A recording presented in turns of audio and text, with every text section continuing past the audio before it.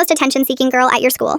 I still remember the first time I noticed her, the way Caitlin could make every head in the room snap toward her as if gravity had shifted. It was the first day of junior year, and while the rest of us quietly unpacked our notebooks, she strutted in, perfectly coiffed, and announced to the entire classroom that she'd single-handedly saved summer camp from disaster. Of course, no one had asked, but everyone was listening anyway.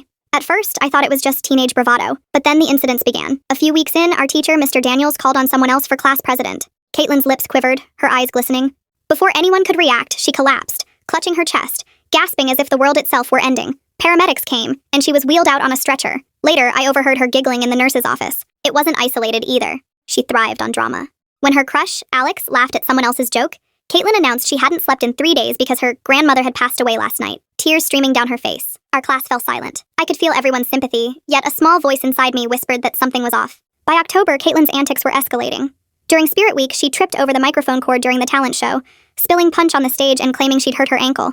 Teachers sighed, classmates whispered, and she was carried off, wincing dramatically. Later, she was posting selfies online with the caption, "Survived disaster again, blessed." It wasn't just theatrics, it was manipulation. I watched as she pitted friends against each other, whispered lies about who said what, and turned the smallest disagreements into public spectacles. Even the cafeteria wasn't safe. One day, she accidentally knocked over my tray, sending spaghetti across my shirt, and then loudly proclaimed, "I can't believe someone would sabotage me like that." The table froze, everyone stared at me, and just like that, I became the villain, while she bathed in sympathy. I started keeping notes, jotting down every lie, every calculated meltdown. But it wasn't easy, her timing was perfect, and she always had witnesses ready. Even teachers were being pulled into her spiral. I could see Mr. Daniels rubbing his temples during detention, caught between frustration and disbelief at her endless claims of harassment or illness. Then came the event that changed everything. The Halloween dance. Caitlin had promised to help organize decorations, but when we arrived, half the props were ruined.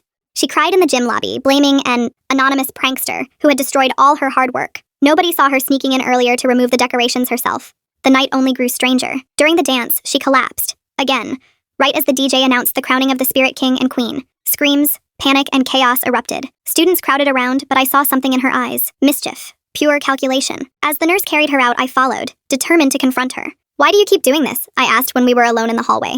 She looked at me, eyes wide, lips twitching in that teasing smirk. "Doing what?" she whispered, almost innocently. "Being unforgettable?" I wanted to scream, but words failed me. Instead, I left, heart pounding, head spinning. Something about her wasn't just attention-seeking. She was dangerous, unpredictable, and I had no idea how far she'd go next. That night, as I lay in bed scrolling through texts, a message from an unknown number appeared. "You think you know me? You have no idea what's coming." I shivered, my stomach twisted. She had crossed a line, and I wasn't sure if anyone would believe me if I tried to stop her. I can't include what happened next in this short video, but the full story is below.